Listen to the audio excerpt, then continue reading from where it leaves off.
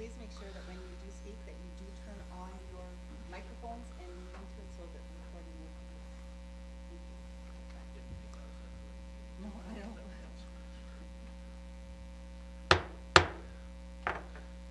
Welcome to the council meeting of January the 14th, 2021.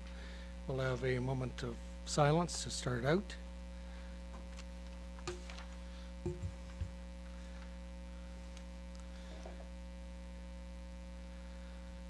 Before we start, I'd like to introduce three of our latest senior management team. I'd ask them to stand up when I mention their name. We'll start with the ladies first. Our new clerk, Megan Elliott, former Kirkland Laker. Welcome back home. Keith Gorman, a Kirkland Laker, as our treasurer. Welcome, Keith. Michelle Riberty, a northern boy. Welcome back to the north. He's the general manager of Public Works. Welcome, all three.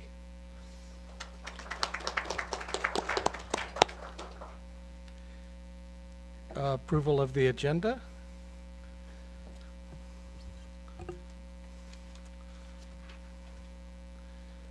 I have a motion that's moved by Councillor Dennis Perrier, seconded by Councillor Stacey White. The council approves the agenda for its regular meeting of January 14th, 2020 as presented.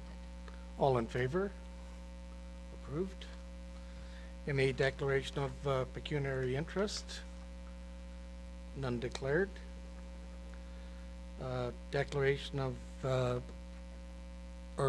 petitions and delegations. We'll start with the Lions Club. Bob Bevan. Right here. Rick will show you, turn on the microphone.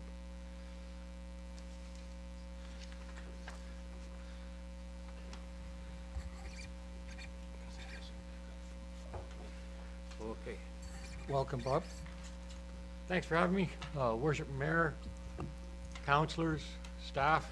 I'm representing the Kirkland Lake Lions Club. And what I'm here tonight for is to let you know that the Kirkland Lake Lions Club has picked up and going to operate the Kirkland Lake Winter Carnival this year. And what I'm asking for is 5 different things. I know you heard of 4, but I put the 5th one on.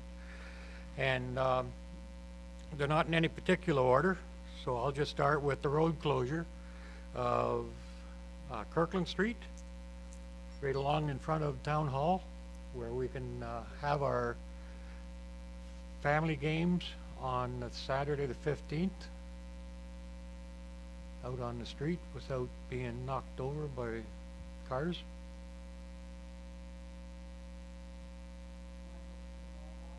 Okie dokie. All right. And that includes the parking lot. The rink for Friday, February the 14th in the evening. I understand there's hockey that night. I don't know if you want to disturb that or not. But we'd like to have the outdoor rink for a free skate, and we'll have hot chocolate and everything there for them. The Civic Park, correct.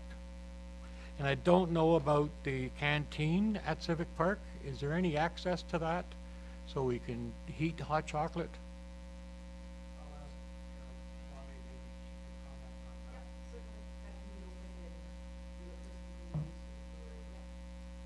Very good. Thank you. We're on the look for Yogi. He's hibernating really good so far. And when he comes out, I'm hoping to snag him, or Hughes will snag him for us, so we can have him out for the week of the carnival. The carnival is going to be scaled back for only 1 week, Friday to Friday. She's in BC.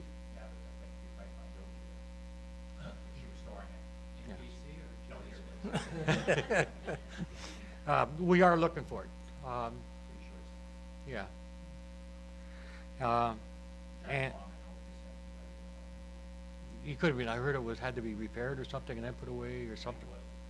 Yeah. And I'd like to request the mayor to come for the opening ceremonies at 6 o'clock. And hopefully we're going to have them at that park on Duncan and Government Road. That's on the Friday, Bob? Yes. Which happens to be Valentine's Day, which happens to be the same night as our Sweetheart Skate. And that's what I'm here to find out. Bonnie, do you want to come up? Just, You want my seat? no, no. Lots of space. Do you have any concerns with these facilities for No, those not periods? at all. If you utilize the Civic Park during the skate time, which is 6 till 8, then you're not infringing on other posted times. That's the easiest, and it's probably a pretty good time for families to come out. We would just say that it's a skate open to the public. We could help you advertise that if you'd like. The only thing we would need from you is proof of insurance if you're going to do things like hot chocolate, which I think your club would have. Yeah. So, and we can open up the canteen for you. That's not a problem. Is there a permit required for closing off the street? Just a resolution of council is what we would need. But does the police? That gets have- circulated, it'll be circulated through, our Okay. legislation. Councillor Owen? Just for us old guys, I'd request that the washrooms be open that night as well. Thank you. Thank you. Don't have to be old, I got grandkids in here. Councillor Ivanov?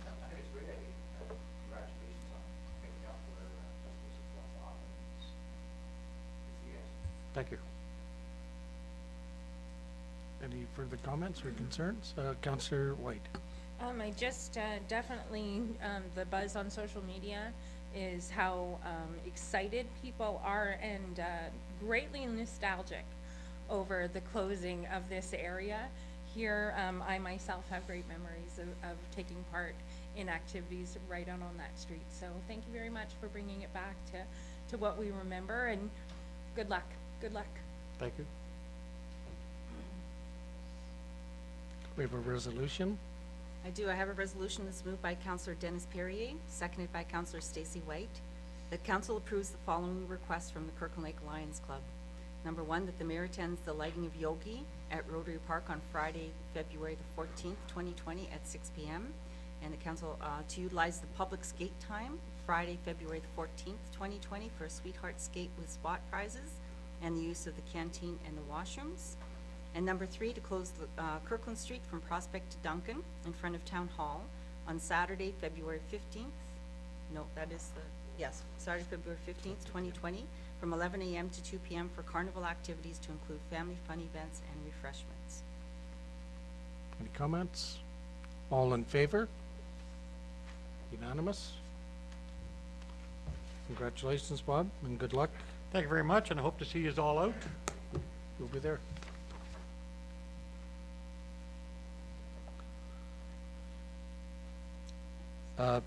Another petition and delegation, Victoria Woolridge from Save the LaSalle. Welcome, Victoria. I'm a teacher, so take one and pass them on. While I put this up on the screen. Up on the screen. Yay. Yes. So, we're not here to petition for anything except to let you know that we're continuing on with our project, and we hope that we have your support in the next year or so as we go through. We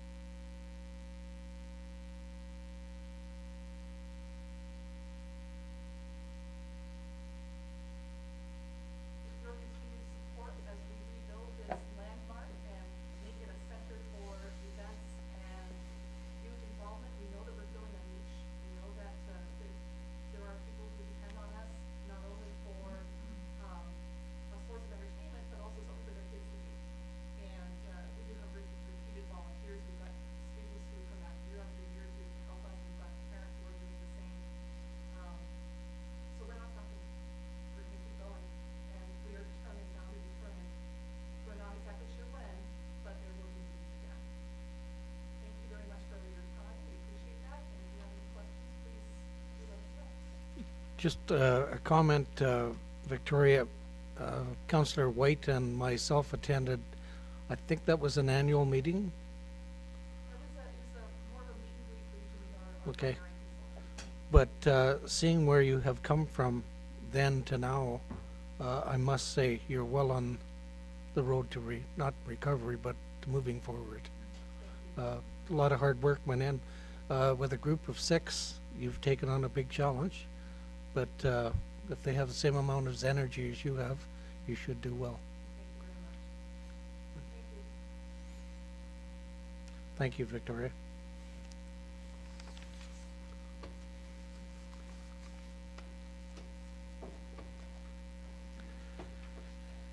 Acceptance of minutes and recommendations. I have a motion that's moved by Councillor Stacy White, seconded by Councillor Dennis Perrier, that council accepts the minutes of the following minutes and recommendations. The minutes of the Kirkland Public Library Board meeting held November 28th, 2019. Minutes of the 100th Anniversary Committee held November 28th, 2019. Minutes of the regular meeting of council held December 10th, 2019. Minutes of the special meeting of council held December 17th, 2019.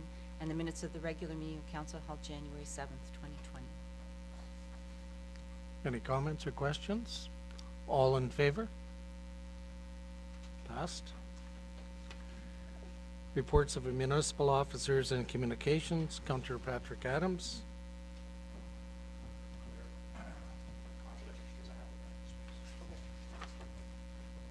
Duly noted, thank you.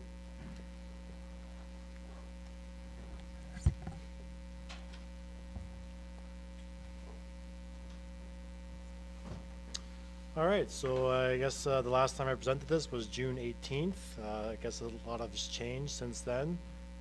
This wasn't able to get any signatures to move forward, but there are certainly some willing people to sign tonight. I'm not too sure what else I need to present on this. A lot of things have changed. We have new staff members. I was also investigated on a conflict of interest possible violation by the Integrity Commissioner on this one, and we look forward to her report coming back in a couple of weeks on this, so looking forward to that. So we had a strategic review happen from Strategy Corp for operational, organizational, and as mentioned at the previous meeting, service review is different.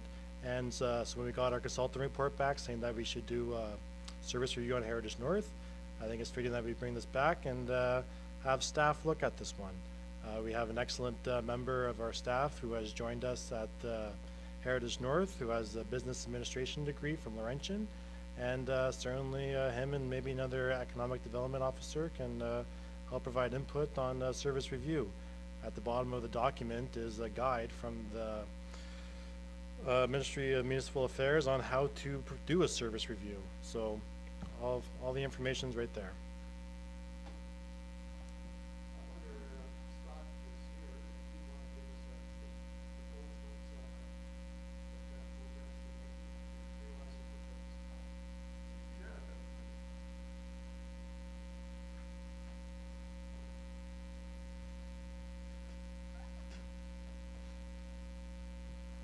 So you mean necessarily talking more efficiency upgrades, some of the things we've accomplished in the past 8 or 9 months?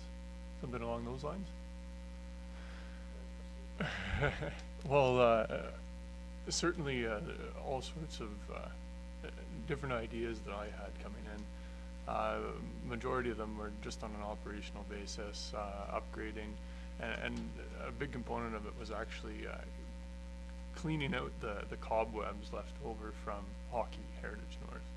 And once we got through those cobwebs, it was easier to get a more clear picture as to perhaps where we can make investment to create additional revenue, or enhance our service delivery, or increase our the number of events, say, that we book in a year, the number of attendees at these types of events. And as well, ways that we can cut some of our costs and our expenses. But we're certainly making some good progress, and should council wish to see a full and complete service review, I'd be more than happy to present some alternatives. Scott, in our discussion we had the other day, Do you think it's possible to come back with a report in 2 or 3 months? With So some we did ideas as discuss to- this the other day, Yeah. and right now, just balancing workloads, realistic timeline for something like that would be 2 or 3 months. Just other things that necessarily, I would imagine, take priority, and just some projects that we wanna put to bed, sooner rather than later. Okay. Any further comments or questions from council? Councillor Owen? Yes, Your Worship, through you to Patrick, you're looking for an external service review? No. Oh, just, okay.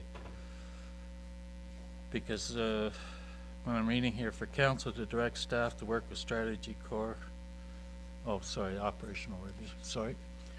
Yeah, I know there are some good ideas that Scott has come up with for Heritage North. I've been up there a few times because of the hiring process and whatever, and Scott and I have talked. And he certainly does put together a good business plan with the costs and the potential income that would be derived by spending the money in the payback period.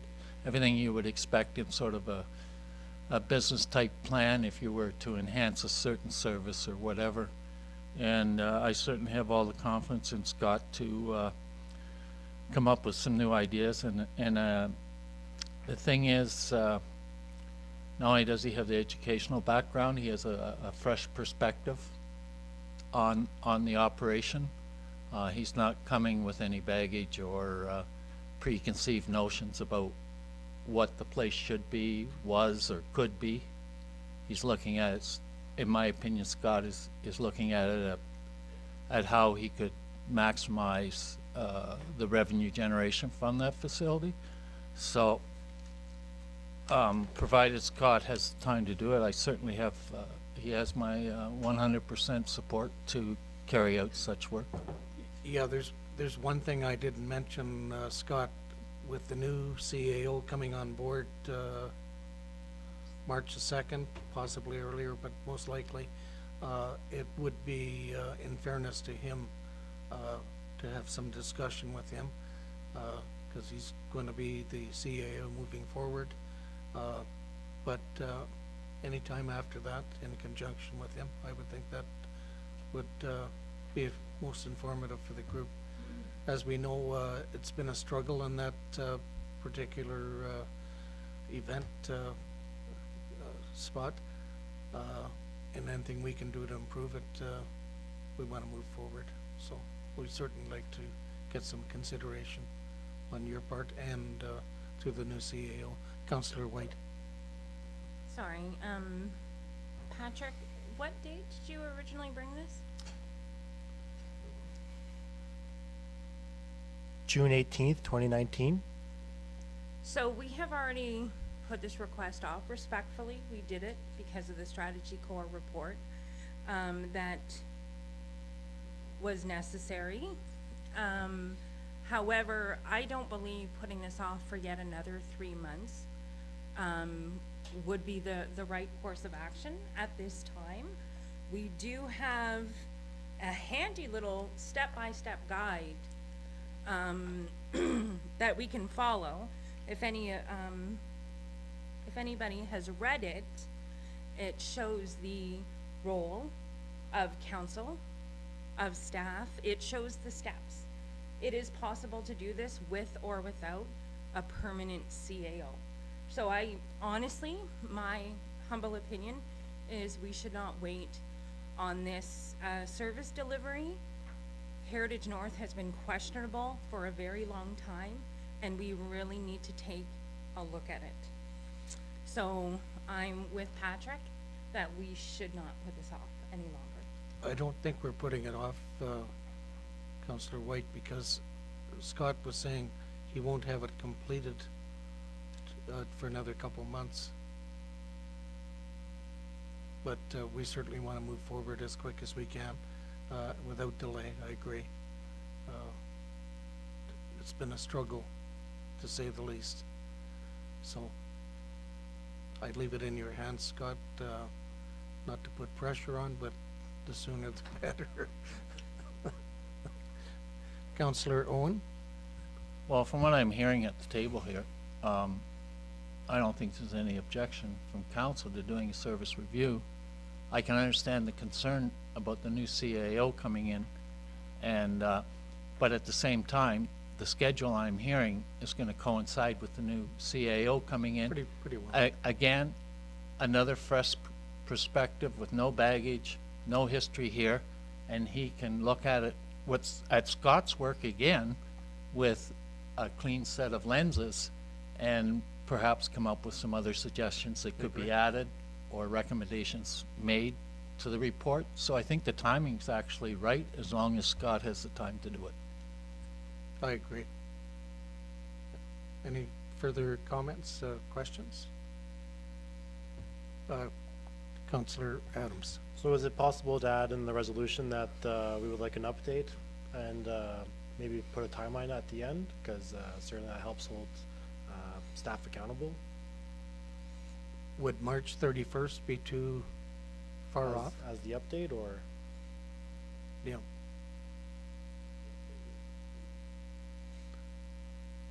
Well, at least an update. Be nice if it was completed. Counselor Owen? Yeah, you know, we're sitting here trying to make a decision on something that I have no scope on how long takes. So I think the best idea for us would be to ask Scott what he thinks is feasible for an update and then a completed report, because he's the guy doing the work and we have no idea what it involves. Thank you. Does that sound reasonable to you? I would imagine that March 31st for completion would be suitable. That'd give a couple of weeks for some cross-reference with the new CAO. Yeah. Scott, I think you are aware that we may be possibly, depending on if we get the funding, doing a complete service review of all services for the town of Kirkland Lake, so it would incorporate Heritage North as well. So certainly would be a good start. You've done some legwork on it, so it would assist in that manner, that's for sure. Okay. I have a resolution that's moved by Councillor Patrick Adams, seconded by Councillor Stacey White. The council direct the CAO to begin a service review of Heritage North and provide options for different uses of Heritage North, and that an update be brought back to council by March 31st, 2020. Any questions? Okay. All in favor? Opposed?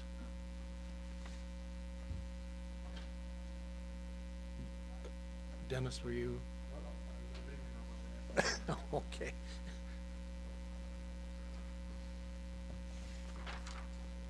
Thanks, Scott.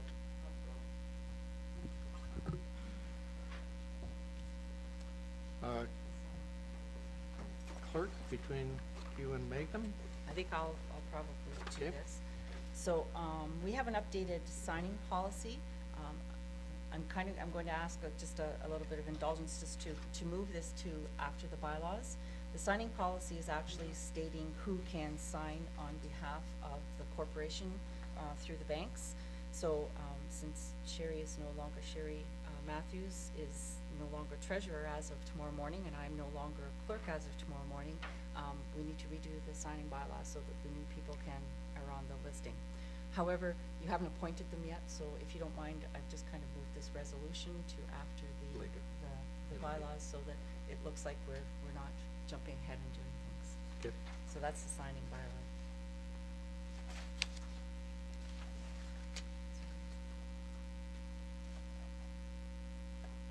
Okay, the next item is council's remuneration. So, council has given direction to staff that they would like to keep their wages at the same rates when they first came to council. So for the term of council, this term of council is staying still at 2018 rates. So this is a bylaw that is the remuneration that sets that, and so we're just asking council to pass that bylaw, so that'll come back in the final form later on. I might note that there wasn't any change in 2018 as well, so, 2009. or 2019, sorry. we have to be responsible and lead the way, so I think this proves that point. Okay. The third item that I'm just bringing up to council, and I'm not asking for a decision, this was Strategy Corps when they did come to council on December 17th. Part of the plan that they presented was the strategic plan, or part of the presentation was the strategic plan, where they'd offered suggestions for a vision, a mission, the goals that would be achievable for council over the next 5 to 10 years, and also what the values of the corporation were. So this, what's on the screen right now, is what they presented. I'm not asking for a decision from council, but if this is what council would like to adopt, I'd like to bring it up at the next council meeting. Actually, Megan will bring it up at the next council meeting. And if this is how you would like us to go forward and have the town project itself, this is what we're asking for. So it's just to bring it up for your consideration. I don't know if you have any questions, but if there's any changes or any tweaks that you would like to do, I've given you the 3 pages that have to do with these, but there is an entire booklet that Strategy Corps did give out with this, and it is online if anybody would like the electronic copy. I do think it gives the key components for us to move forward. We'll be going more in depth with an actual action plan with the new CAO coming in, and but certainly the mission statement and goals and objectives are achievable, and they make a lot of sense. What council is and staff have put forward in the review. Any comments from councillors?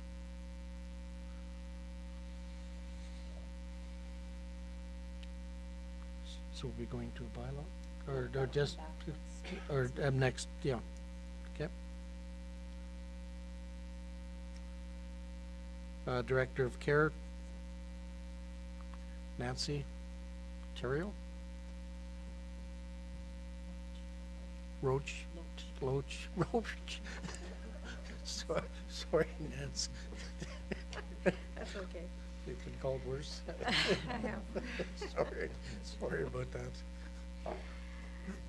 So I was here in October to talk to you about our steam boiler, that needed repairs. The company came in, and the contractor came in December and broke the boiler apart. The heat exchanger is made of 6 sections, and we knew that the one was leaking and needed to be replaced. Once it was broken apart, it was a disaster. All sections of the heat exchanger were found to be partially plugged with contaminant, and so that part of the boiler needs to be replaced. So it's still a repair. It's not a replacement. So in consultation with them, we looked at possibly starting from scratch and buying a brand new boiler, or continuing to repair this one, and it was more economical to repair this one. We are still on the hook for the original parts. We can't return them. So that was part of the deciding factor to go ahead with replacing the heat exchanger. So the cost now, so originally it was $77,377. With that amount still in there and the addition of the other 5 sections, it's now going to be $17,794.78. So your options are to approve the repairs using levy dollars, or again to fund it from the infrastructure capital reserve. So, if I understand correctly, part of it's going to come from the capital reserve, and the rest will be budgeted through the 2020 capital? Yes, right? No? Yeah, come on up. Okay. I know it's the original part, the 7,000, we never spent any of that money, so Yep. it's all coming from 2020, right? The idea being that when you came in October, we were going to fund it through the infrastructure reserve. So you can't segregate it any more than that. It was already in the Okay. reserve. So the fact that nothing was incurred in 2019, I'm saying just bring it as a 2020 budget item. The infrastructure capital reserve has enough money in it that you could do the whole thing. So Okay. what Nancy's saying is just, you could either do the 7 from the reserve and then ask for the rest from tax dollars, but, I mean, if there's enough in there for the reserve, just use it all for the reserve, but budget for the full amount in the 2020 budget. Okay, even better. Councillor Owen. Just a quick question, how much is in that reserve? Do you know? I mean roughly, not dollar for dollar like you like to give. No, I know, but I wouldn't tell you that right now because like I say, there's still entries to be made for 2019. Okay, So the but- bills are still coming. But if There's we enough. take out this whole thing, we're not gonna be down to zero. No, there- Okay, there's- that, I wouldn't recommend it if we would put it to 0, but no. What was the cost, Nancy, of a new boiler, just for curiosity? Well, a brand-new boiler is just over $20,000, but the deciding factor in this is that we couldn't return the parts that we already had. So it was gonna be more like 27,000 if we went with a brand-new boiler and still had these parts. So it's, had we known this way back in the beginning, then we would have just gone with the new boiler, but we didn't. But it'll be just like new It will. once we get this done. Yeah. Councillor Owen. this is not a question for you, Nancy, unless the boiler people told you.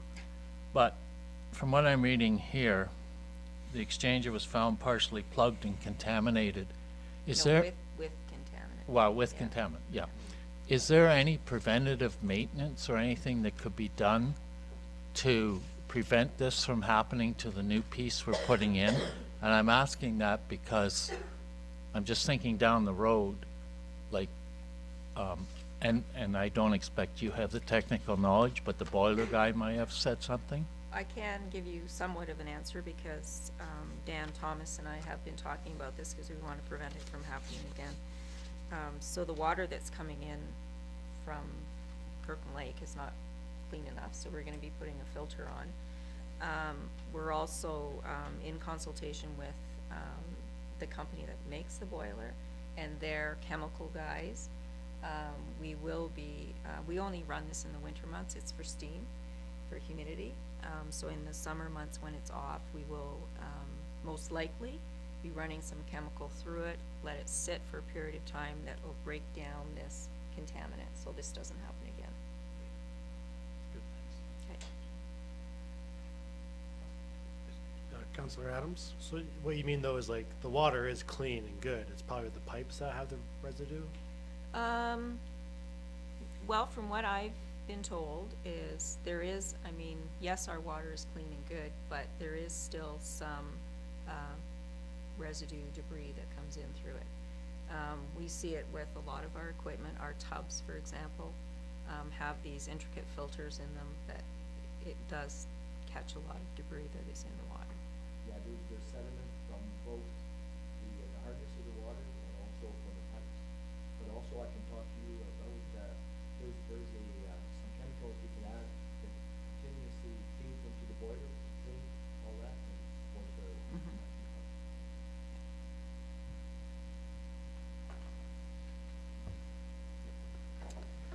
I have a motion that is moved by Councillor Stacy White, seconded by Councillor Dennis Perrier. The council approve repairs to the TPR steam boiler at a cost of $17,487 plus HST, and that this amount be added to the 2020 capital budget. All in favor? Pass. Thank you, Nancy. Loach.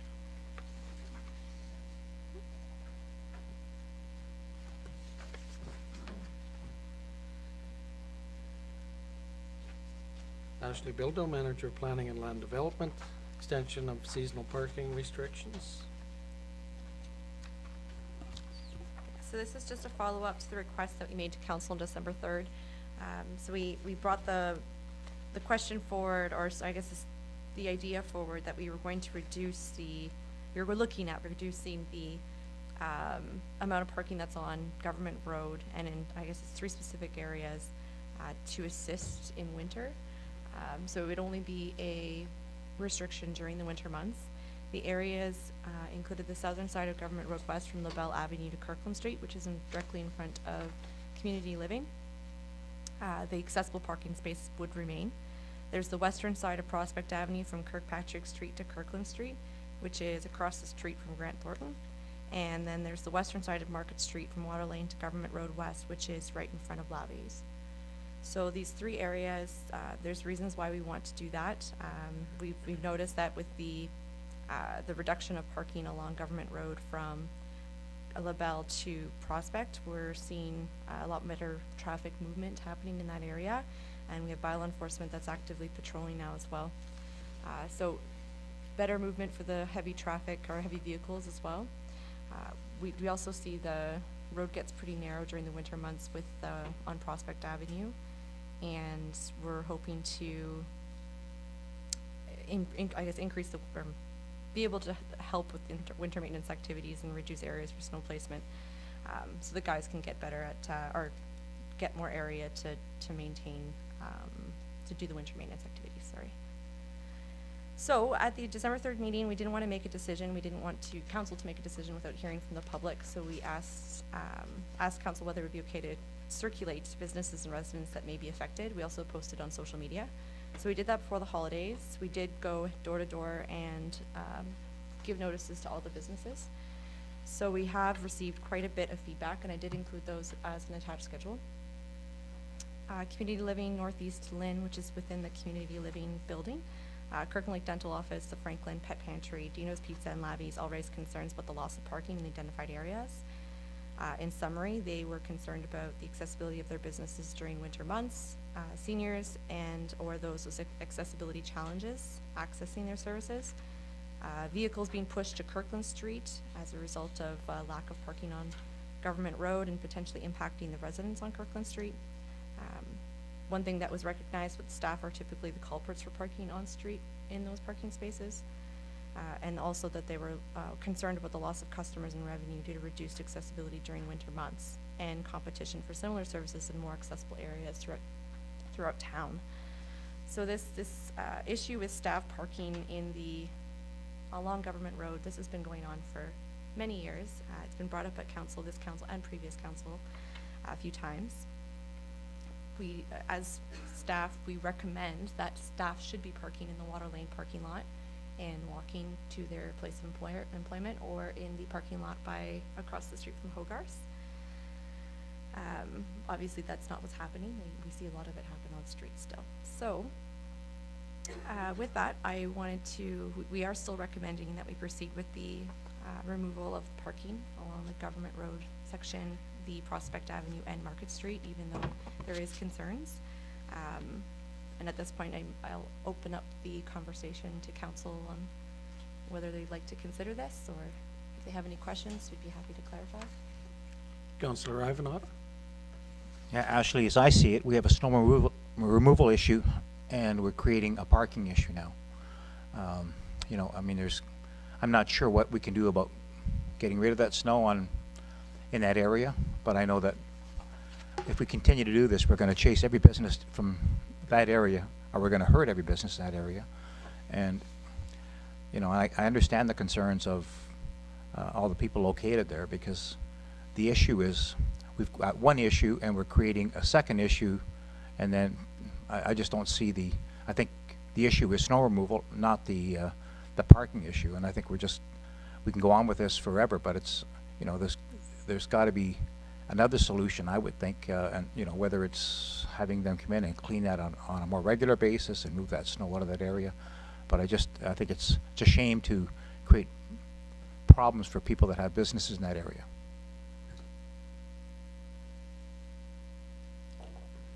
Councillor Owen. So after this report came out, and after a conversation with a business owner a few weeks ago, where he very, very directly told me his way of thinking about us removing parking downtown. He says, as a business owner, it's the wrong thing to do. I took it with a grain of salt at the time, but then once I started reading the comments you submitted, it got me thinking, and I asked Eve for a cost. How much would it cost to remove snow there more regularly? So just for the section between Kirkland and LaBelle, you came up with a figure of $1,500, right? Per event. So this would be, and I'm not saying that would be necessarily the best solution, but it is something that I think we need to look at for the government road section, where I agree with Eugene on this one, where we're just moving the problem somewhere else. As a business owner, I wouldn't want to lose parking spaces in front of my business, especially when there's competition but the online sector further down the road.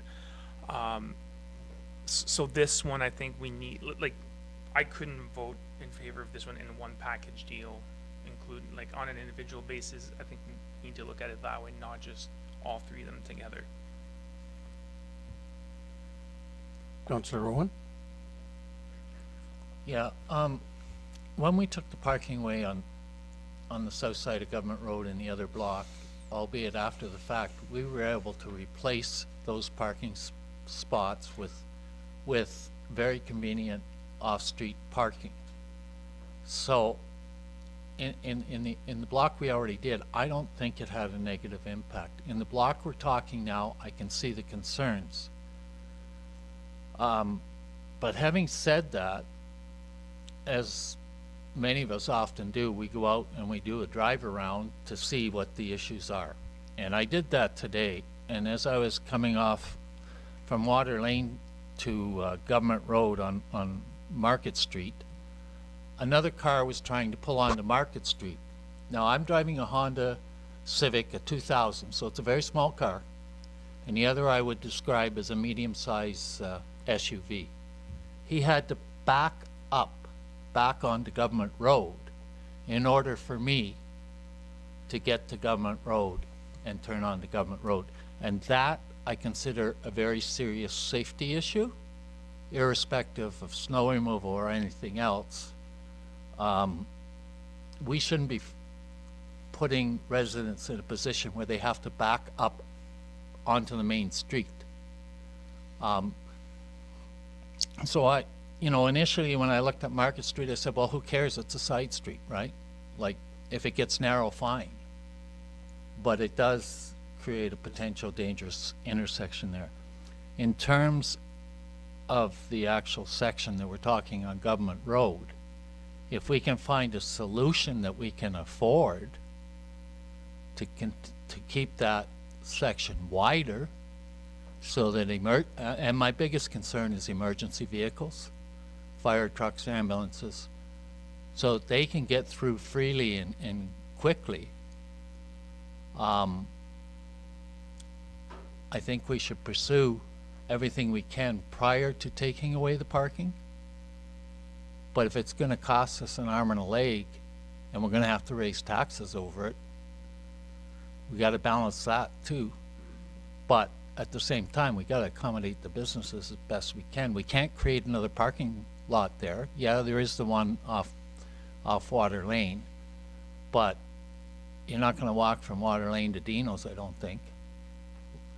So, and I can understand where the owners of Lavi do not want to lose the spots on Market Street, but it's only 3 spots or 4 spots, I believe, legally. I didn't understand, quite frankly, why the snow couldn't be removed from that side of the street where there's an active business. I looked today and it was hard to say because there was so much snow there, but it appears to me that the sidewalk goes almost all the way to the intersection. So I don't see why we can't switch the snow removal from the sidewalk where we have a non-active business across the road where we have an active business to make their business more accessible.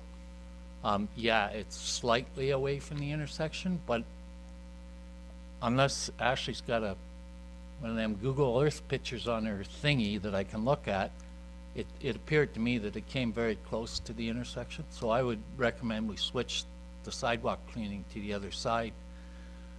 I am concerned about Market Street though, and I don't think there's an easy solution.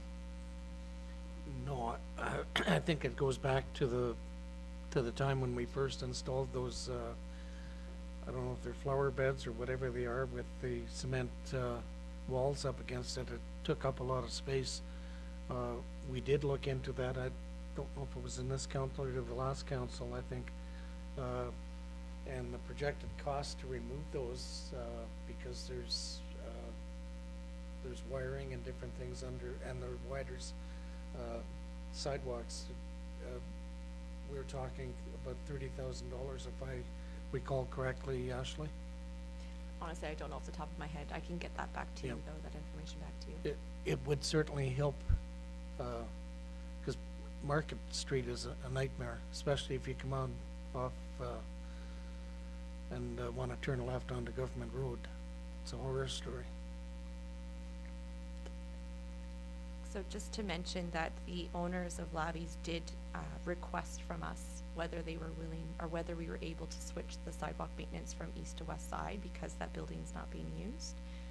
And the roads foreman did mention that it's not favorable, because the sidewalk, not encourage the sidewalk on this side of the road comes to an end in the Market Street Parquet, which means it'll encourage pedestrians to cross water lane in the middle of two intersections. The other thing to keep in mind is, like, there's stairs as well on the other side, which is an accessibility challenge as well, but Market Street's my nemesis. The stairs, what's the difference between us having to clean those stairs and us having to clean the ones that are on Prospect, Kirkpatrick, actually both sides of Prospects and both sides, again, the one set of stairs you clean up to a snowbank? We do clean the stairs on Yeah, Market Street, yeah. Okay, so Yeah. if we're already cleaning the stairs, wouldn't it be easy to get the trackless to go in one shot, back out, and then you're done? That's what they're doing right now. On the other side. Sorry. They're So doing it on the other side. No, If there's you no, do it, there's no stairs on the western side, is there? yeah, Is there stairs on the western? off the parquet.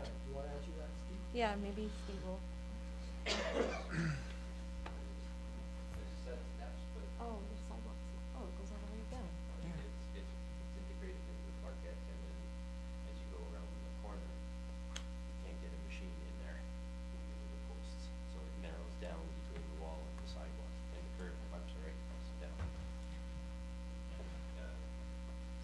Traffic, the curb can be dropped, I mean, it's in front. For now, you probably have to go past that corner. Oops, sorry. You probably have to go past that corner, and then, in the springtime, we can address it so that we can get it all the way around, with one shot, so to speak. Councillor Ivanoff? Yeah, I even want to express a concern about taking up the parking on Government. I know we've done it now for the winter. I look at that parking lot where the Woolworths store used to be, and that thing is full of cars that don't move for the most part. I think they're the bank people that park there for the day. They used to park probably in maybe the health unit or the family health team parking lot, and now they're parking there, and I don't see, I mean, I've driven by there many times, and you can't get another car in there, and it's most of the time. So it's not like we've alleviated maybe some of the parking on Government Road, the bank people used to park, because I think it's most of their employees, because the banks are all located there. But I mean, that I see on the south side of Government Road, I mean, there's people still parking there and they're getting tagged for it, so, but I know if I had a business down there, I'd be furious, because there really is nowhere to park a vehicle. So you're driving around the block looking for an empty spot, if you're lucky. Councillor Owen? Well, I don't know, I park in that parking lot on a regular basis when I go to the TD Bank, and I've never had a time where I pulled into that parking lot and not had a space. Across the road here, I often cannot park in that parking lot because it's full. Part of the idea of putting off-street parking in is to get the staff from the businesses to park off-street so that the spaces in front of the stores are open. So if that's who's parking there all day, that's a win. Okay, that's a win. But it doesn't give customers anywhere. Yeah, they park on the street where the staff used to be parking. Still. Well, we haven't created more parking. We haven't created more people downtown. So if we're taking the staff off the street and putting them in the parking lot, we're opening up spaces on the street for the customers. So we created more spaces than we took away. So the net result is we have more parking downtown in that block than we had before. Now, in terms of Market Street, do we not have a full-time person who works downtown? Could they not do the part where the trackless does not go? Would that not be a simple solution?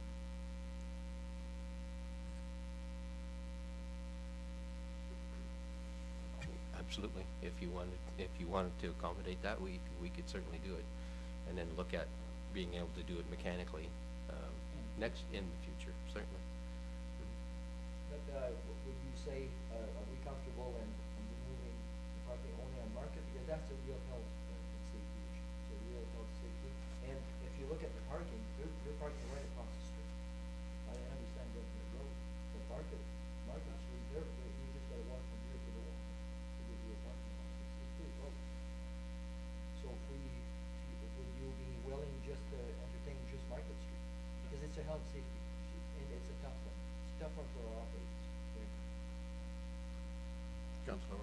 Having said what I said, Steve, I also appreciate that probably the most stressful job in the town is driving the trackless machine. It looks like it's a small machine, but when you're operating it, I've been told by different operators, it feels like you've got this much space on either side.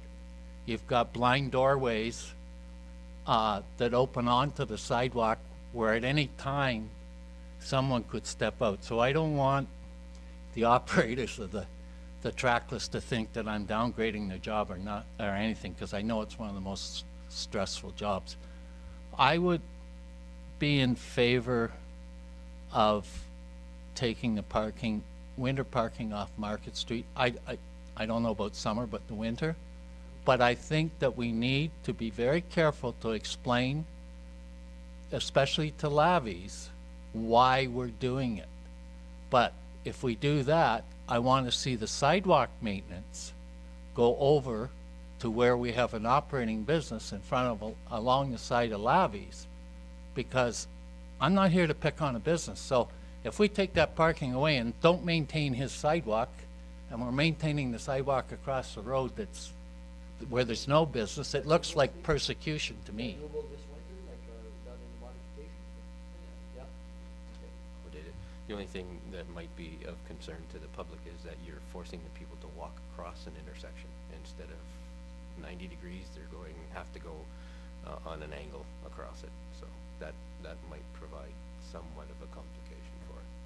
But other than that, I mean, certainly it's certainly doable. Yeah. But my concern was, and why I initially said I wouldn't recommend it, is because of that very fact that you get, instead of people crossing 90 degrees at the intersection from the parking lot to where the old Kresge's sidewalk is now, they're going to be going on an angle and through the intersection. So you might be causing more problems than you solve that way. That was my initial thing for it. As far as the complication with the steps, well, we can, again, we'll have to force the people out into the roadway to get around it for a bit, but it's not impossible. I really think, Steve, although it costs $30,000, the permanent solution is taking out those boulevards or whatever we call them. They've been a detriment as far as the width of that empty in and out of Market Street. It's horrible. We can have further discussion during budget time.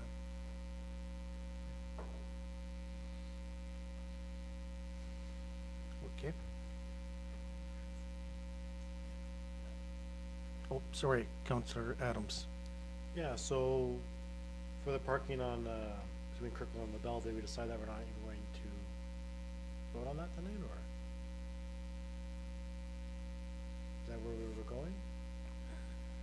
I suggest we change the recommendation, so that we don't delay Market Street. If you guys don't wanna do, at least give us Market Street, and so that, and we can change, rather than delay for to the next meeting.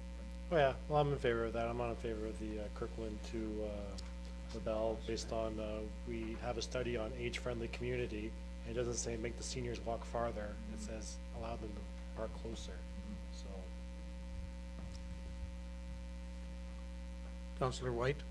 Sorry, when we first started to take away parking in the downtown core, I was in favor because it was that great big cement wall.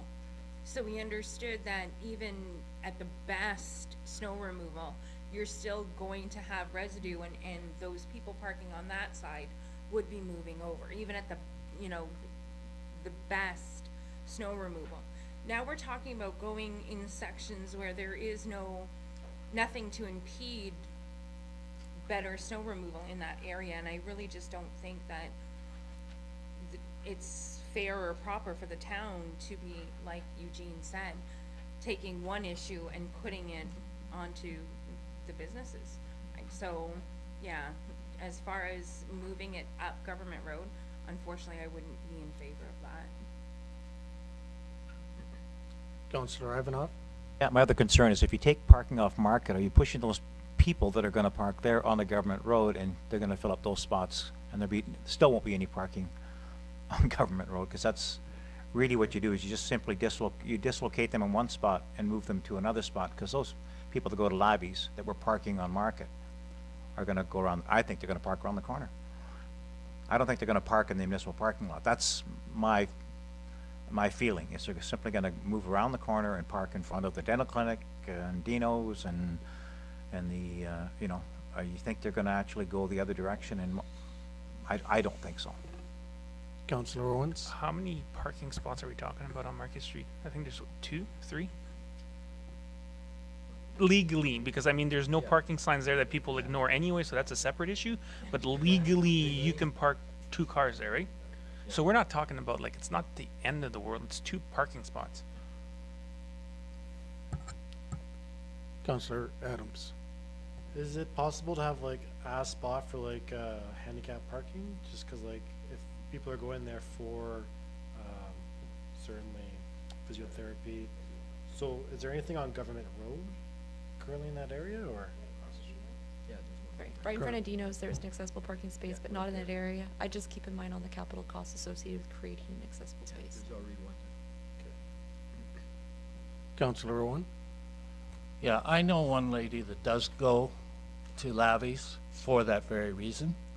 She has a handicap parking sticker, and actually she made a request to me quite a while ago that that a handicap parking spot be put in much closer to the gym. She's not the only person that goes there for that reason. She goes there to keep her mobility.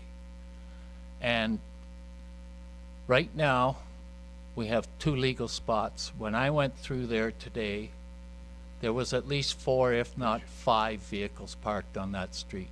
One of which, it was a delivery van, but it was one of the delivery vans that was much higher than a normal delivery van.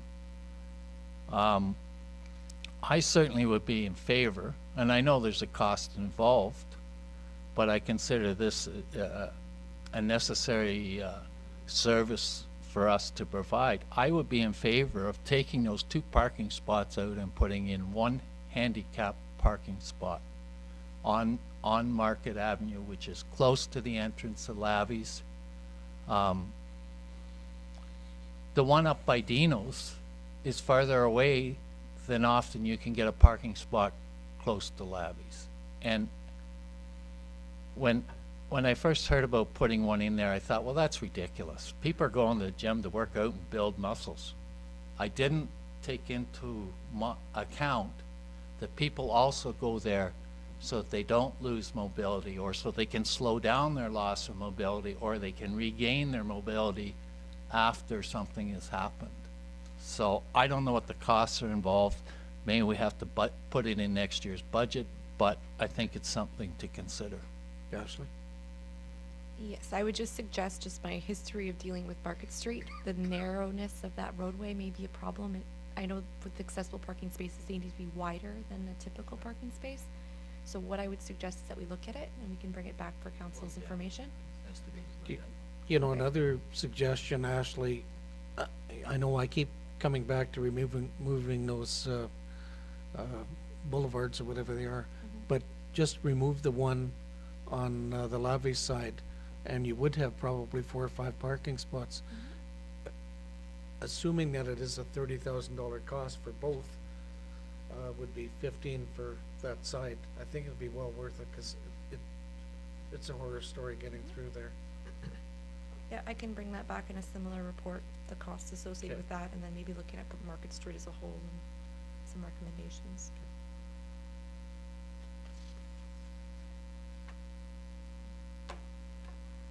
I have a motion that's moved by Councillor Stacy White, seconded by Councillor Dennis Perrier, The council directs the manager of planning and land development to bring forth an amending bylaw to the traffic and parking bylaw 15-017, approving the removal of on-street winter parking on the western side of Market Street from Water Lane to Government Road West.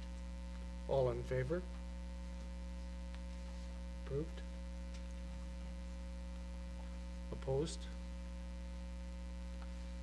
Noted.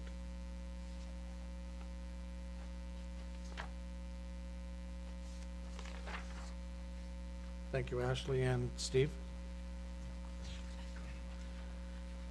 Introduction, reading and consideration of bylaws. It's moved by Councillor Stacy White, seconded by Councillor Dennis Perrier. The bylaw 20-001, being a bylaw to authorize borrowing for 2020, be read a first, second, third time enacted and passed. And just so you know, this is something that we do every year that authorizes the Treasury Department to be able to use their borrowing power at the bank before taxes come in. Which relates to our operating line of credit. Yes. All in favor? Approved? It's moved by Councillor Stacy White, seconded by Councillor Rick Owen.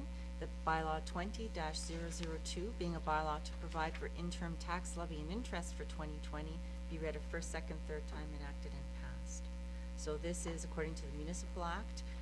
We know that our tax rates are not set yet, but what we are allowed to do is invoice the residents for 50% of last year's taxes, and this bylaw allows for that and sets out when the taxes will be due. Normal procedure. All in favor? Passed. It's moved by Councillor Rick Owen, seconded by Councillor Stacy White, that bylaw 20-003, being a bylaw to appoint Keith Gorman as treasurer, repealing bylaw 19-001, be read a first, second, third time, enacted and passed. All in favor? Passed. This is moved by Councillor Stacy White, seconded by Councillor Rick Owen, that bylaw 20-004, being a bylaw to appoint Megan Elliott as clerk, repealing bylaw 18-049, be read a first, second, third time, enacted and passed. All in favor? Passed. So now I'm going to go back to what the signing policy was. It's moved by Councillor Rick Owen, seconded by Councillor Stacy White. The council approves the Kirkland Lake Signing Authority policy as presented, effective January 15th, 2020. All in favor? Approved. It's moved by Councillor Rick Owen, seconded by Councillor Stacy White, that bylaw 20-005, being a bylaw to establish council remuneration, repealing bylaw 18-149, be read a first, second, third time, enacted and passed. All in favor? Passed. It's moved by Councillor Stacy White, seconded by Councillor Rick Owen, that bylaw 20-006, being a bylaw to repeal bylaw 19-100, which is the sale of 70 and 72 Balsam Avenue, be read a first, second, third time, enacted and passed. All in favor? Passed. It's moved by Councillor Rick Owen, seconded by Councillor Stacy White, the bylaw 20-008, being a bylaw to authorize the execution of agreement with the Kirkland Lake Professional Firefighters Association, Local 753, be read a first, second, third time, enacted and passed. All in favor? Passed.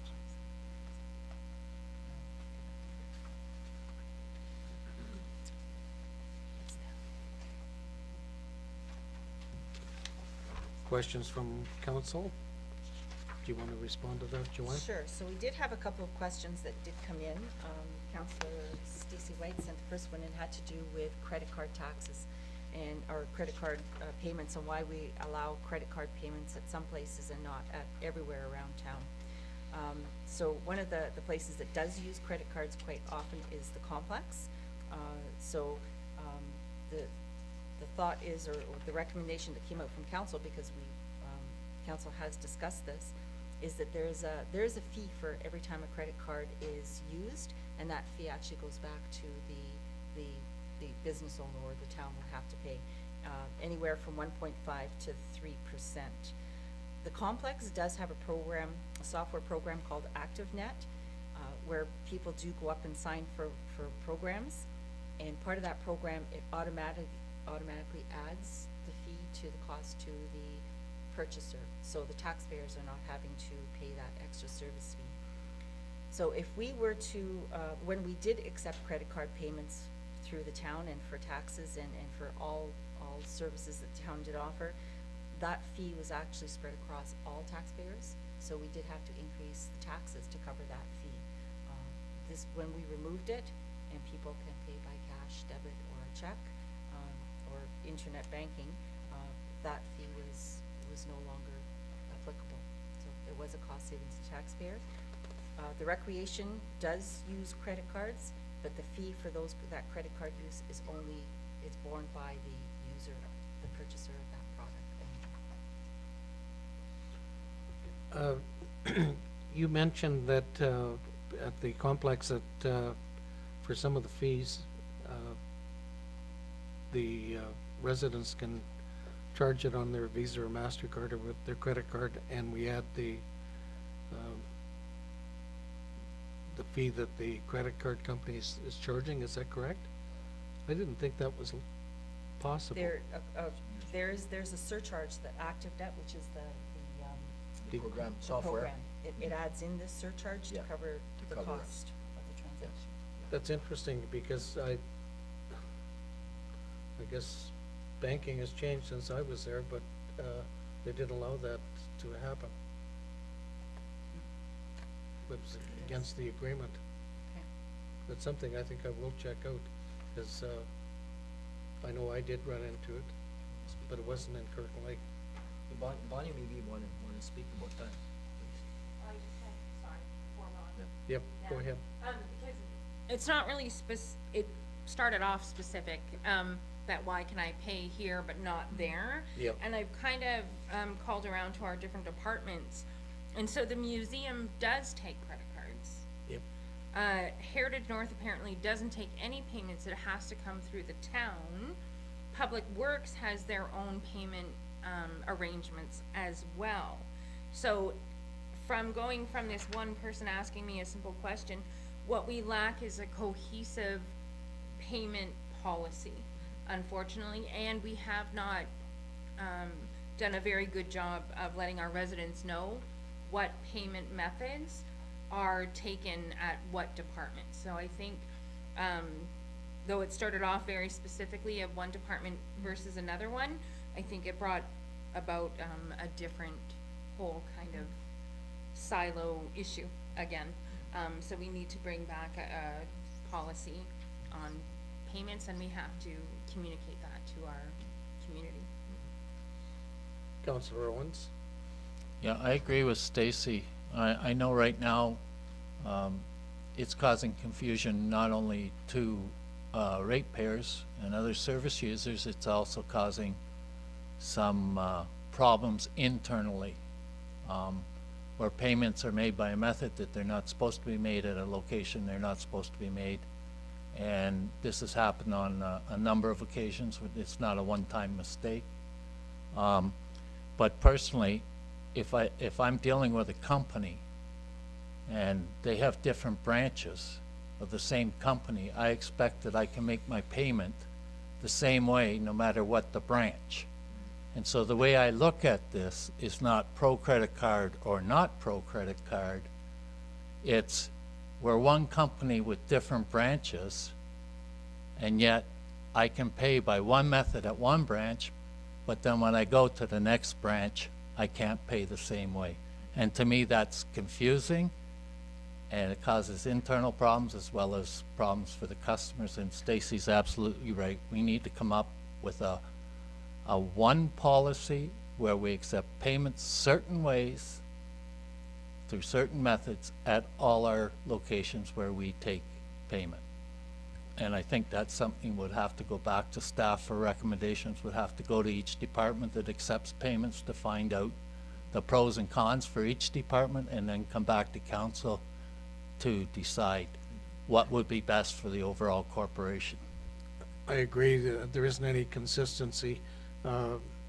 Certainly, collecting taxes via credit card would be extremely expensive.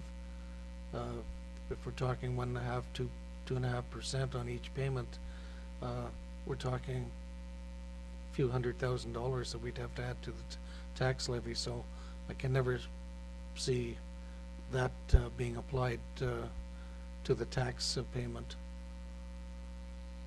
But we have to come up with some consistency in the other departments, I agree. Yep.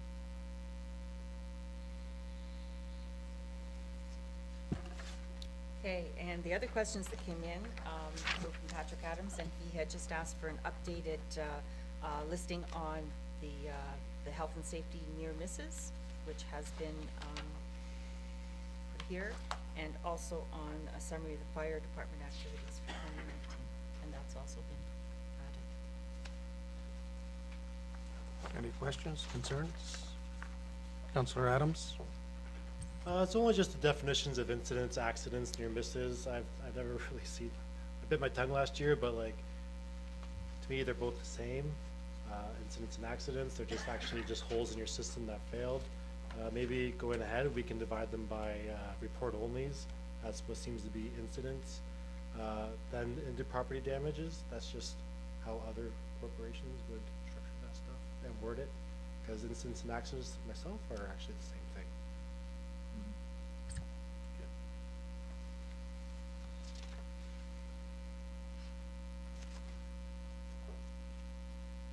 Notice of motion?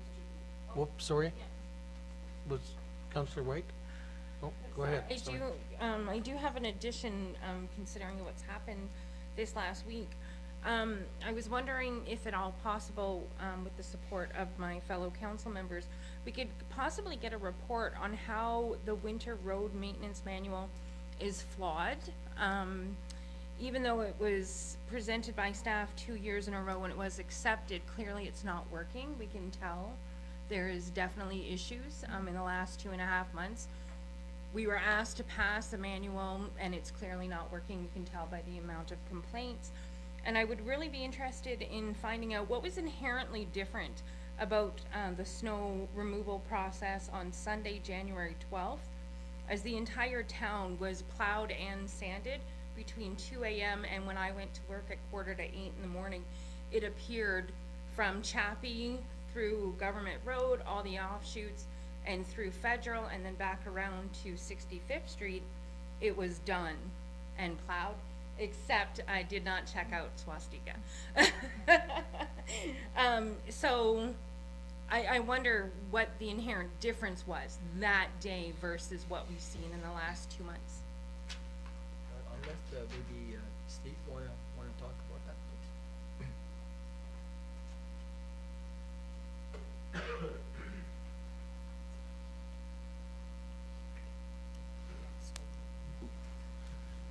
please.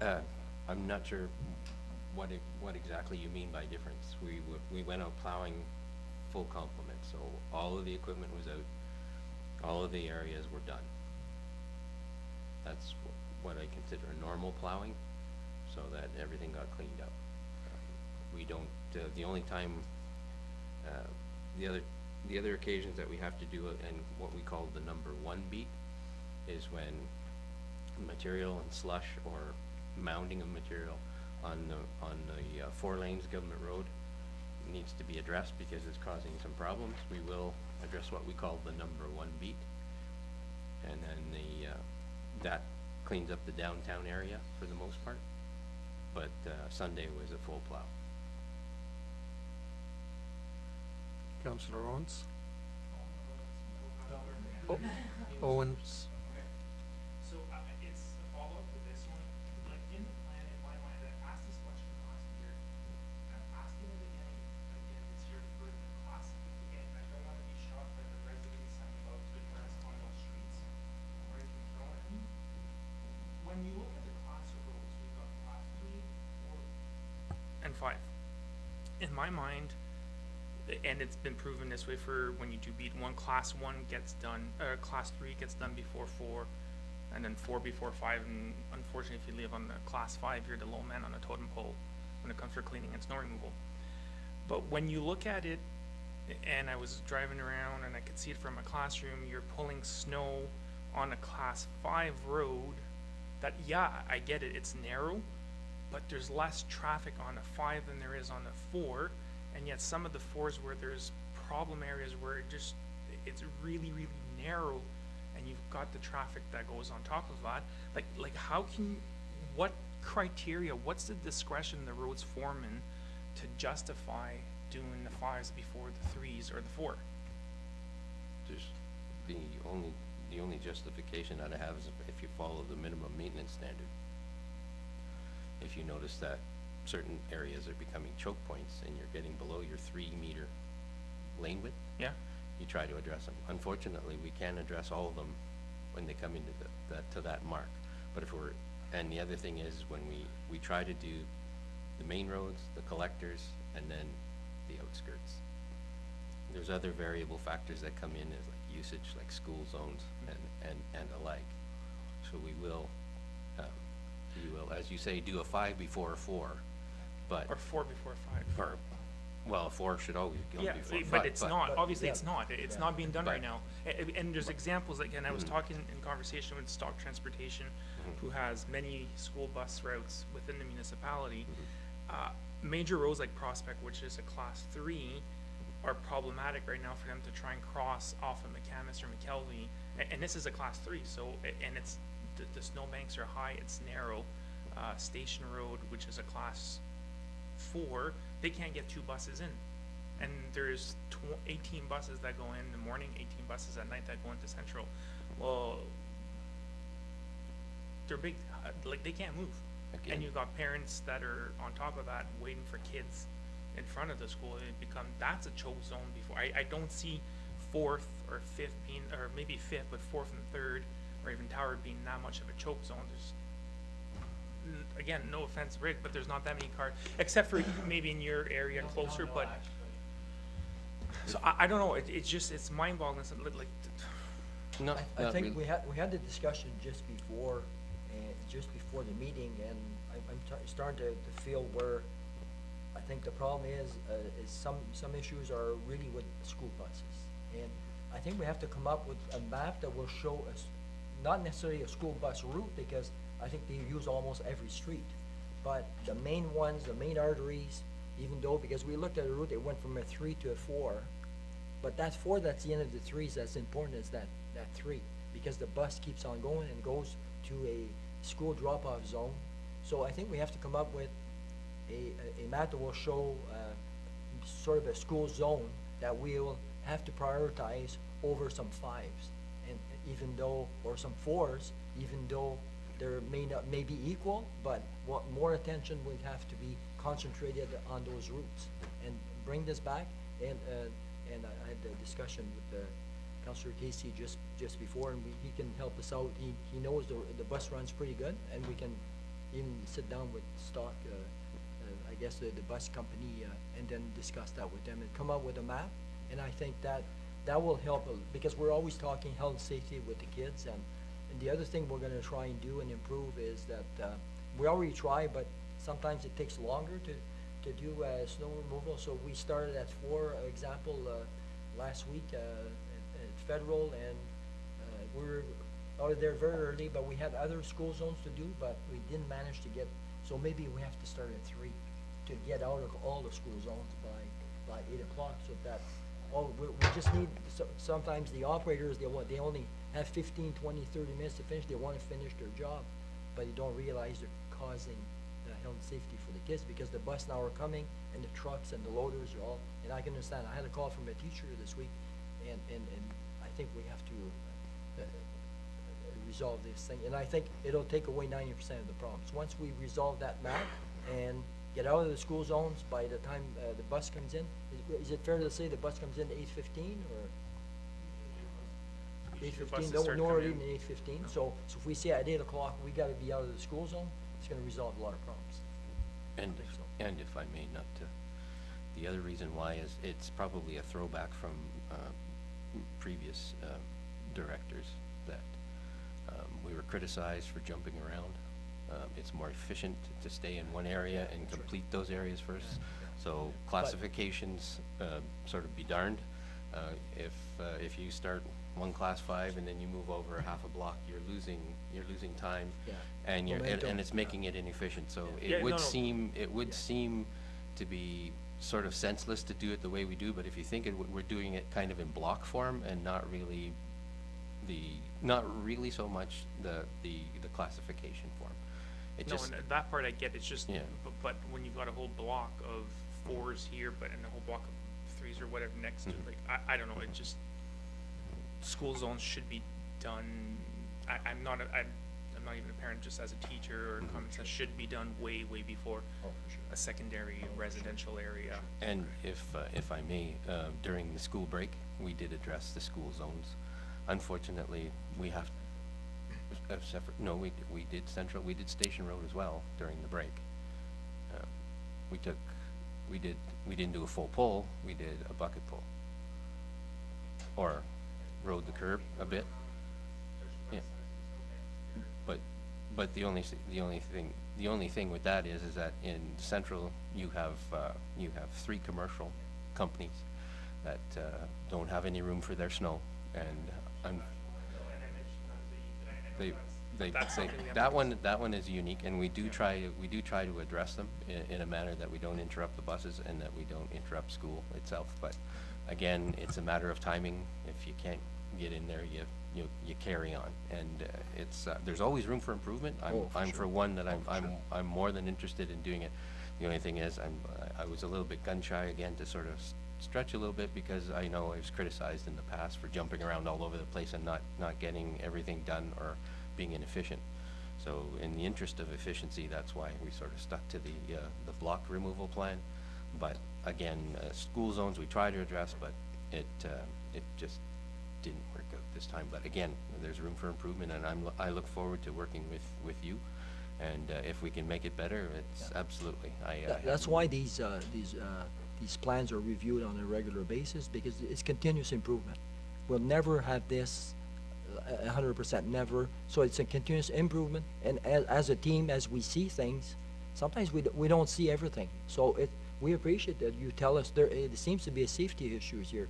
Don't be shy to send an email, because we can't see everything, right? So sometimes it's a snowbank that's really, we haven't gone on that street like today. It just happened, and some contractor put a big pile of snow on the stop sign close to, and we didn't see it. So no, don't be shy if you see, and your guys are already doing this, which is appreciated, because we can't see everything. So and it's going to be continuous improvement, and as we develop it, it'll get better and better. It'll get better and better. Of course, this year on top of it, we have a couple rookie operators. We had a couple breakdowns and things like that. So all that, especially with the, we had a real surprise thaw weather right after January the 1st. It really, it's not the same winters we're used to, right? Used to have January, all the month of January was below 20 below, and you never had these melting issues. And so now things, the winters are very different, very different. So we have to react to those and in a different way. Yes. Councillor Owen? Yeah, I'm not complaining, Steve, but I was scratching my head that 3rd Street was done so early this year with the snow removal. I'm sure my neighbors think, oh, this is great, we got a counselor on our street now. We're getting snow removal. And I didn't run out and ask the guys what they were doing, why they were doing 3rd Street. I understand a bit better now, because you did 3rd, 4th, and 5th. Okay, I understand what the procedure was. And I was always the one that said, well, you know, you do all the main streets so often, but the side streets get so narrow that it's down to 1 lane. And yeah, that's a concern. But the plan needs fine-tuned. And I'm probably the only person that's going to sit here and say, there was a snow pull done on my street when it could survive for another month, right?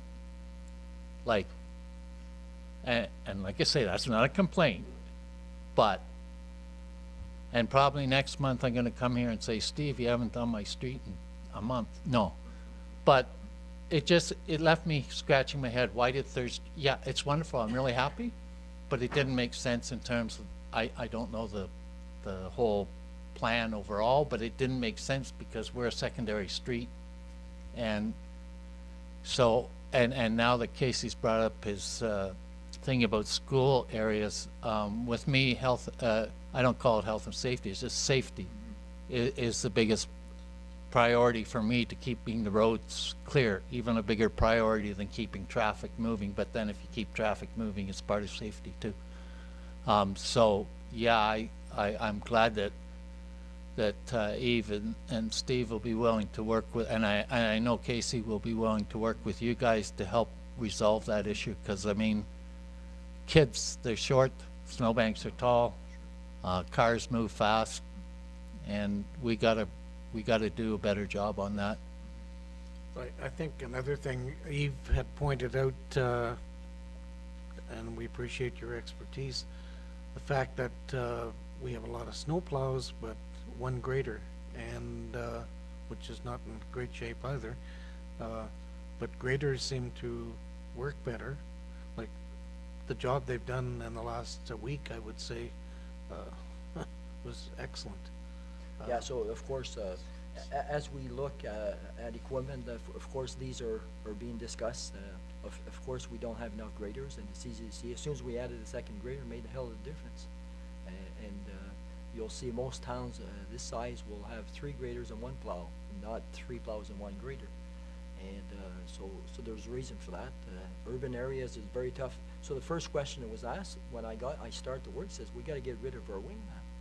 I said, oh yeah, well, usually wingmen don't exist, but when I found out that we're cleaning the streets downtown with the plows, it's a different story.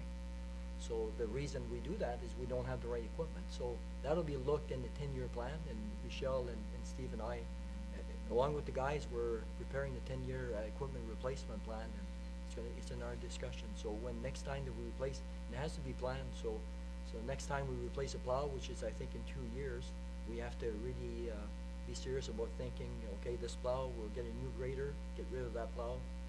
The other plow a year or 2 later.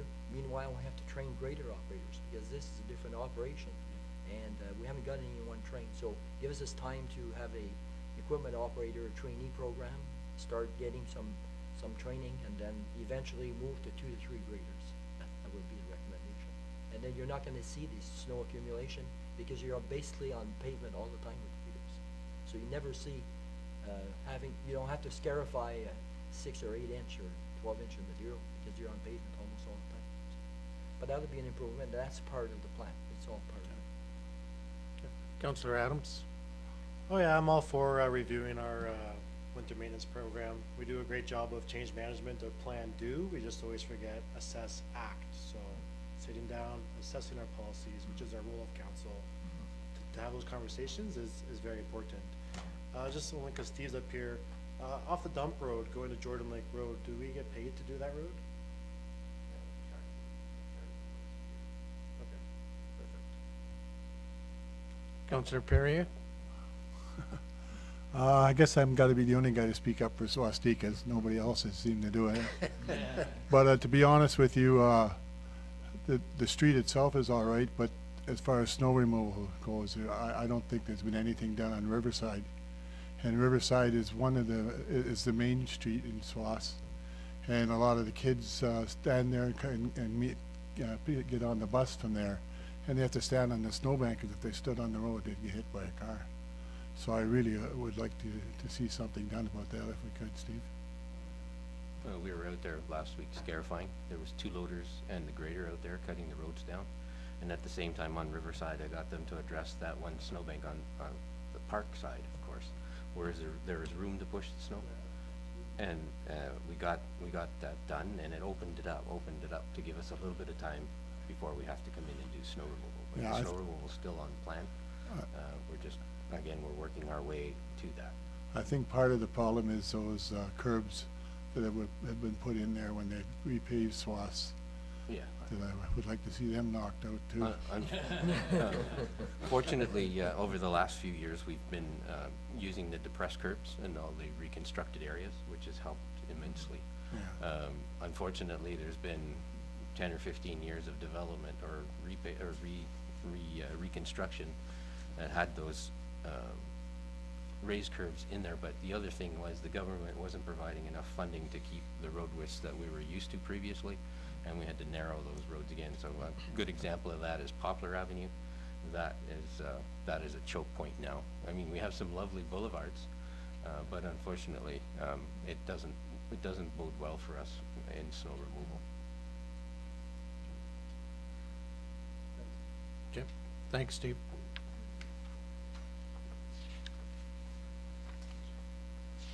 Notice of motions? None declared? Oops, sorry. It's not necessarily on the agenda. I just want to take a few seconds Okay. to acknowledge that this is Joanne's last meeting as clerk. And I think we owe her a great deal for her first year in council. I think previous councillors owe her a great deal too for the work she's done for the town of Kirkland Lake, and I think it's worth acknowledging. Thank you.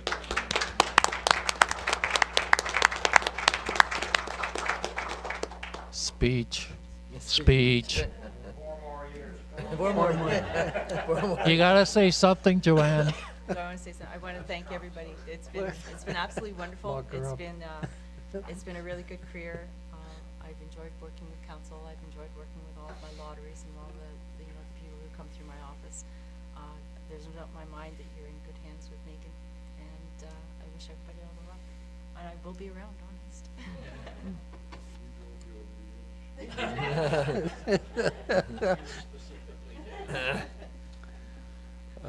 No notice of motions noted. Confirmation bylaw. It's moved by Councillor Stacey White, seconded by Councillor Rick Owen, that bylaw 20-007, being a bylaw to confirm the proceedings of council at its meeting held January 14th, 2020, be read a first, second, third time, enacted and passed. All in favor? Passed. Councilors' reports.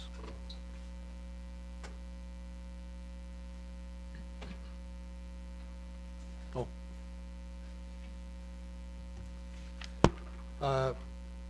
I just have one, something I want to bring to attention to council. I was approached by a young lady who's a retired substance abuse counselor, social worker, and methadone case manager to form a opioid addiction task force. She will be she wants to come to council on the 28th of January just to inform council as to what she wants to do. I think it's very timely at this juncture because we've had several overdose incidents and deaths that are certainly pretty scary to the community, and I know we're not the only community that's having these difficulties. New Liskeard has formed a similar group between the hospital and the Canadian Mental Health Association. I think we would be able to use, from the information she gave me and some discussion I had with Joanne, this would fit in well with our community safety and well-being program. So I look forward to that presentation on January 28th, and they're not looking for money, they're just looking for support from council, and certainly it's very timely. Councillor Owen? Yeah, it's no secret I've had my own issues with addiction. My drug of choice was alcohol. I'm currently on the Kirkland Lake Drug, Alcohol, and Drug Awareness Coalition. I've lost a number of friends in the recent years to either alcohol or to drugs. It's a tough go. It's a tough go when you watch a friend of yours going down the tubes and he's not reaching out for help and you can't help him. What people don't realize, I think, is the toll that it takes on the families and the friends. And people have to understand that this is an illness of the brain. It is not a choice. I chose to have my first drink of alcohol. I did not choose to become an alcoholic. A drug addict chooses to have their first drug. They don't choose to spend the rest of their lives chasing that high. On the positive note, there's been some very interesting and advancements in the treatment of alcohol addiction, in which they put a probe right into the brain of the alcoholic. And we're talking chronic alcoholics who are going to die. And it stimulates the part of the brain. It's like a pacemaker type device, and it stimulates the part of the brain that makes the person crave alcohol. And they've had good success with that. We are not alone. Kirkland Lake is just like every other community. But this drug that's out there called purple heroin is the scariest thing I've ever heard of. Not only that, but now they are putting fentanyl in cocaine. And what's happening is it gives the cocaine addict a better high, and it makes them more addicted. But the scary part is it only takes the top of a pin of fentanyl to kill you. And when you're mixing that in with a batch of cocaine, how can you tell which customer is going to die and which one isn't? So anything that we can do as a council to help fight this, to help people with addictions, because they are sick people and they need help. Thank you, Councillor Owen. I agree with you totally. The nice part from what I've been hearing so far is the people from different organizations, including health units and Canadian Mental Health Association, the people that they are putting together for this task force are well educated in this particular problem. So we have to support them as much as we can. As I said, they're not looking for money, they're looking for support from council, and I certainly offered my support personally and as the mayor to move forward with that. And they're also meeting with Charlie Angus, who's been on a couple of different committees too, that I think can offer some expertise from a federal, or from a federal level as well. Your Worship, if they are looking for a counselor to sit on there as a rep from the town, I would be more than willing to do that. I've done quite a bit of work, not within organizations, but on one-to-one with both drug and alcoholic addicts, and I would be willing to do it, because it's without help I would have been dead by now. Rick, you've got the job. You and I will sit on that. Thank you. Appreciate stepping up to the plate. Additional information, the Stewardship Ontario program. It's an update on the Blue Box recycling program. It's available on the website. We'll go to adjournment. I have a motion that was moved by Councillor Rick Owen, seconded by Councillor Stacey White. The council adjourned. The council adjourned to its in-camera meeting pursuant to Section 239(2) of the Municipal Act to discuss one litigation issue, one labor relation issue, one proposed sale of land issue, and one issue concerning potential litigation. All in favor? Passed. Thank you.